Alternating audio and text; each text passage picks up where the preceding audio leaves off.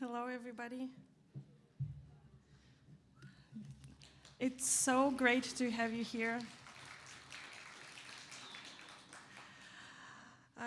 So dear Amical community present here and also those who watch us online, friends of Amical and of AUCA, I'm particularly excited to welcome you here to celebrate the 15th anniversary of Amical. The annual conference is a very exciting event for all of us, I think, those who come regularly to the conference and those who are new.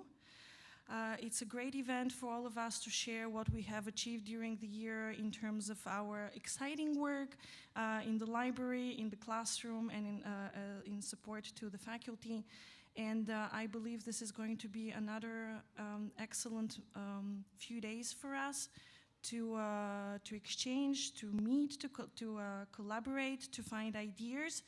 And I've been in Amical for 5 years now, and I can tell you that Amical and the community has had a tremendous impact on my work at the Center for Teaching, Learning and Technology, and I think for an increasing number of AUCA faculty, and I am very glad that a lot of them are participating this year on campus.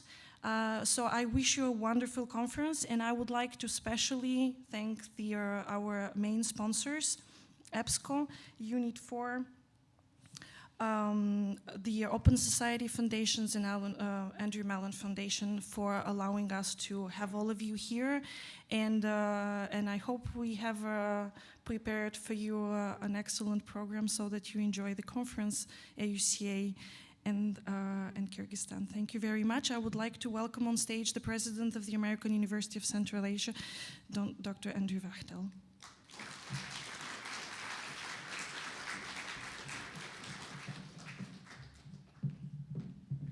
Thanks, Angelina, and we should certainly thank you and Katya Kambarova for doing huge amounts of work to get this conference together, so please, all. So it's a little funny to do the introduction to the conference when the conference is halfway over. There's a famous scene in Pushkin's Eugene Onegin in chapter, I think, 7 or 8, when the introduction finally shows up. So I feel like I'm doing that sort of introduction here. Angelina said that I should be inspiring you, but if you need to be inspired by the second day of the conference, you have a problem. So I don't think you actually need to be inspired. What you need to be doing, I think, is what you are doing, which is the real difficult work of figuring out how it is that we can use what we have and what we will have to create the kinds of students and faculty members that we wish to create over the next 10 to 15 years, maybe 20. By that point, maybe 20, 25 years, we'll all be replaced by robots, so we won't have to worry about that anymore. But certainly for the next 10 or 20 years, we won't be there quite yet.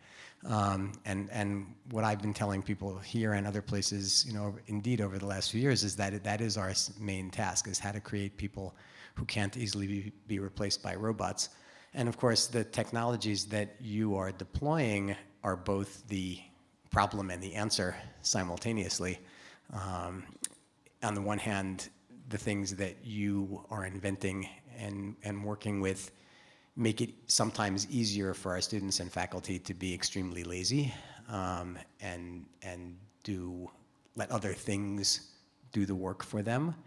On the other hand, they're massively enabling for people who can figure out how to actually deploy them properly and create something new with them. And so what I would like you to think about, and I'm sure you already are thinking about that as you work here over the next few days, is precisely that balance between looking forward and creating new tools, but also making sure that people understand how those tools can be helpful and perhaps not quite so helpful, and making sure we get the best use out of those tools. So it's difficult to do because almost all of them have various kinds of side effects that we don't necessarily think about when we're creating something new.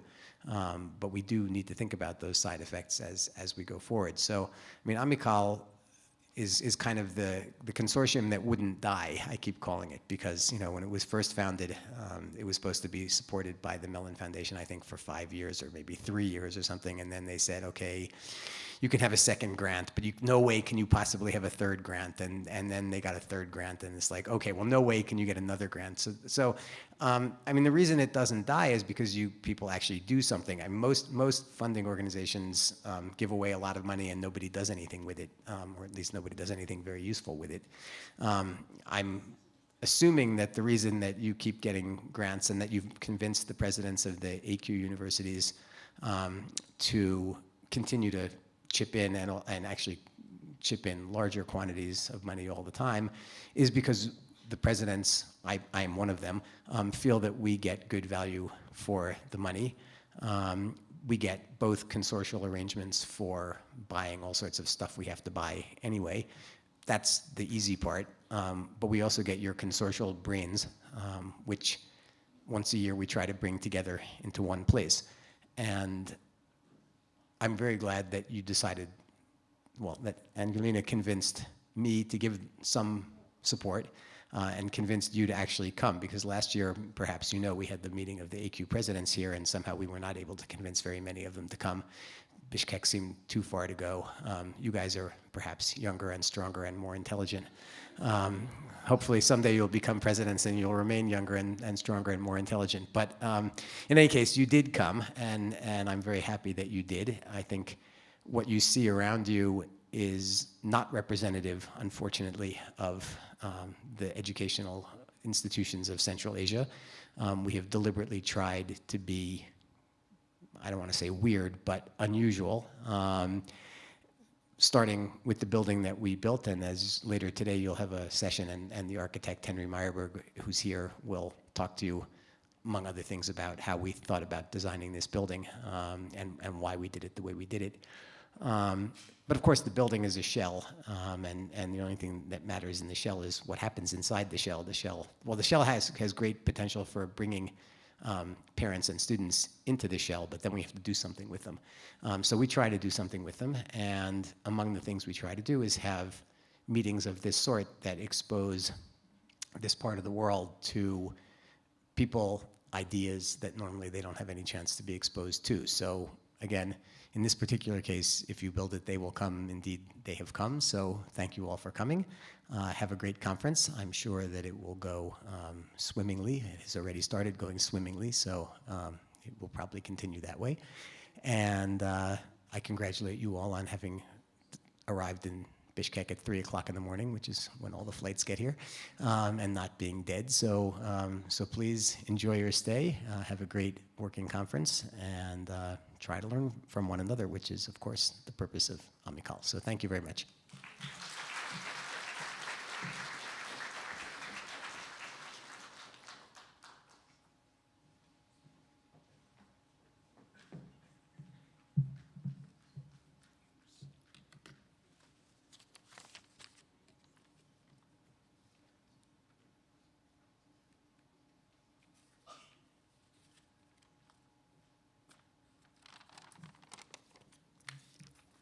Small technical difficulty.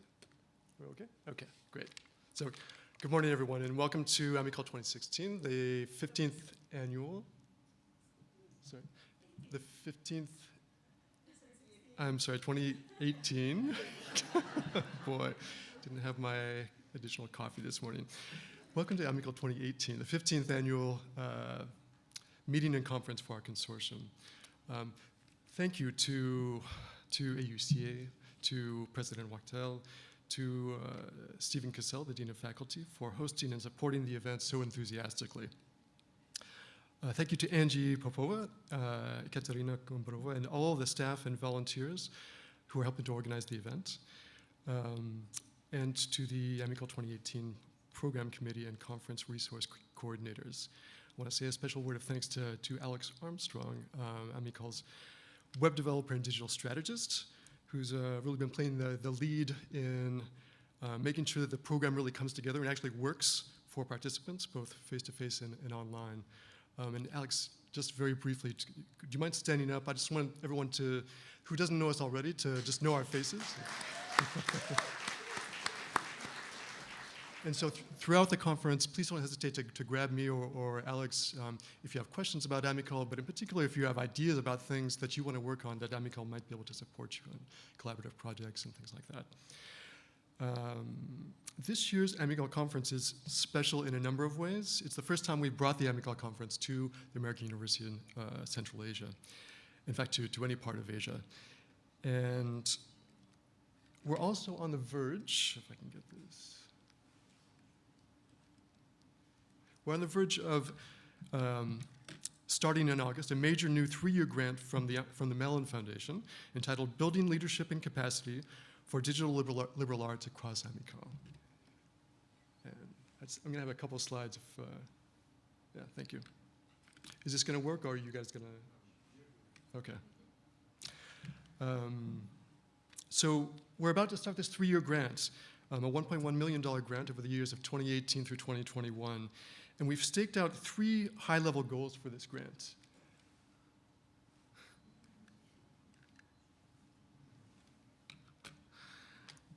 We've staked out 3 high-level goals for this grant, the first of which is strengthening our leadership, in particular the leadership of library and technology units, promoting innovative and effective leadership among librarians and technologists in light of their changing and collaborative roles within an evolving environment for liberal arts institutions.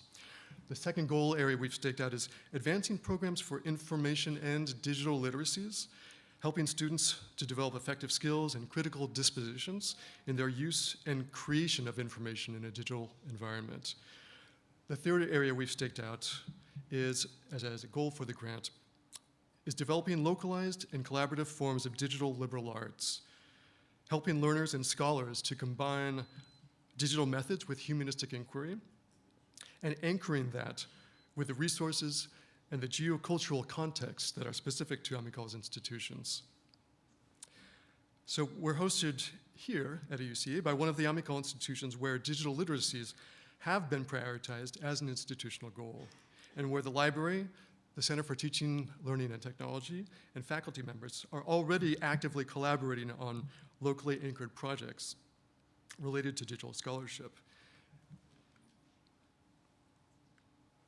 And here are just a few of the digital projects that the AUC Library and the Center for Teaching, Learning, and Technology have been supporting in collaboration with faculty, and that Amical has been supporting. And I'm proud to say that Amical has been able to support these initiatives, in particular because they represent the kind of cross-campus, cross-role collaboration that Amical has been targeting for digital projects. My expectation is that over these coming 3 years, we as a consortium will be able to take the digital resources and the human expertise that's being developed in the context of these projects, and through collaboration across our institutions, across the consortium, to create pedagogical experiences and create scholarly resources that are richer than what our institutions would be able to create on their own. Now, I want to say just a few words about you yourselves and where you are. We build this annual event as the conference for teaching, for libraries, technology, and learning. And that means that we try to attract a range of different attendee profiles, different professional profiles. So I've made this habit of starting out the conference each time with a breakdown of the different roles of our attendees.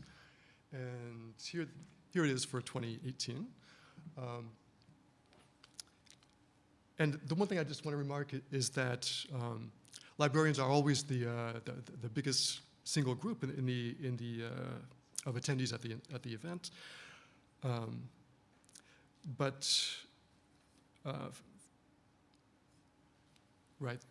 This year's contingent of faculty, so this is disciplinary faculty, but also faculty developers. It's the largest it's ever been. And I think that bodes well for Amical's efforts to work collaboratively on certain issues such as digital literacies that relate to teaching and learning, but that require a joint response from librarians, technologists, and faculty. And so we're being hosted in one of the most, I think, fascinating learning spaces that I've actually come across in recent years. And one of the obvious effects of the way the space is designed is that it encourages everyone in this campus community to cross paths and interact. And Amical itself is a space like that as well. It encourages librarians, technologists, and faculty to cross paths and to interact. And so it seems like a perfect location to hold this event with its participatory program and its collaborative vision. The most interactive parts of our program will be the 3 community idea exchange sessions that are going on, 1 each day of the program, of the main program, and 2 unconference sessions that we have planned. And to help you participate fully in those interactive sessions, and to sort of understand how they're being organized, I'm going to call up Dimitris Tsouris, who's going to explain how those work. And Dimitris is the learning technologist at the American College of Thessaloniki, and he's our community engagement coordinator for the Amical conference. So enjoy the conference.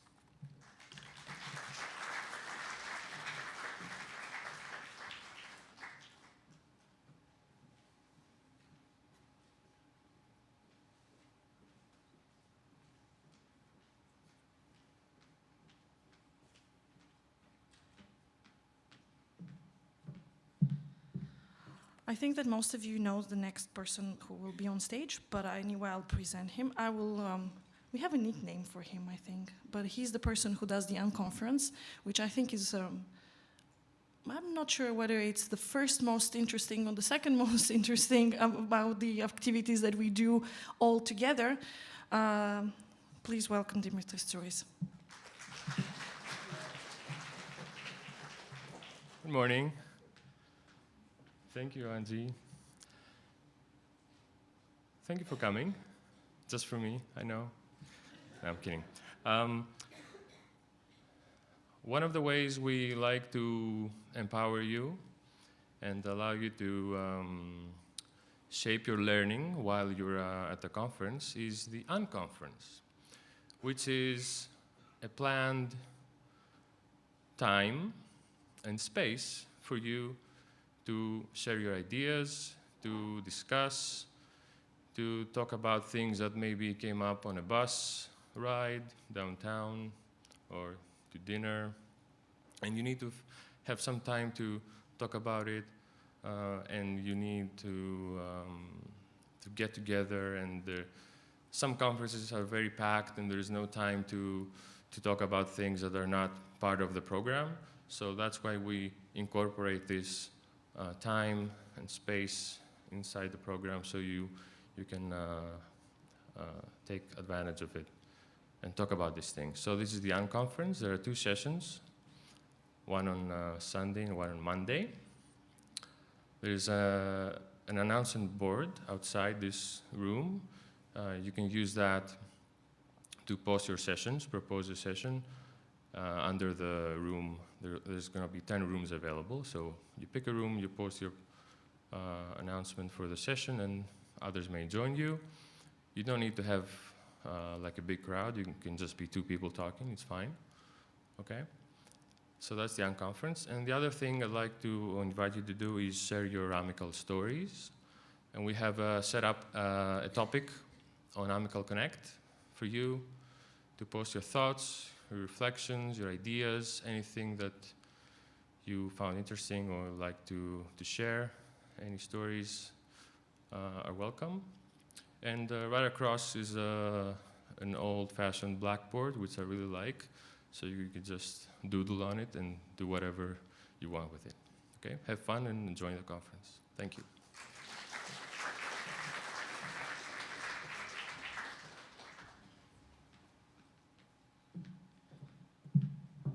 One more housekeeping announcement. The community idea exchange is taking place on the 3rd floor, on all 3rd floor. So we have an area which is open with red carpets. That's where the posters will be and some of the computer presentations. And then room number 330, which is the multimedia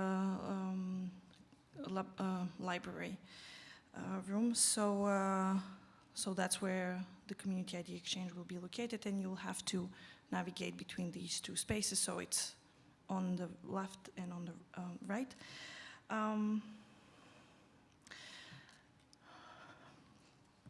A few more personal words. Since I know most of you, I feel like I can do that. And this is the 2nd time on the stage, and I wonder whether I should feel comfortable or not comfortable. Why not comfortable? Because it's a little bit being like the sage on stage, and this is the type of teaching role that we are going away from. On the other hand, there is something about having everyone watching at you and having the power to say something. So I think that this kind of critical self-reflection questions is probably what our first keynote speaker will do. At least that's the effect he has on me and reconsidering my teaching and what I do in the classroom with the students and outside of the classroom. So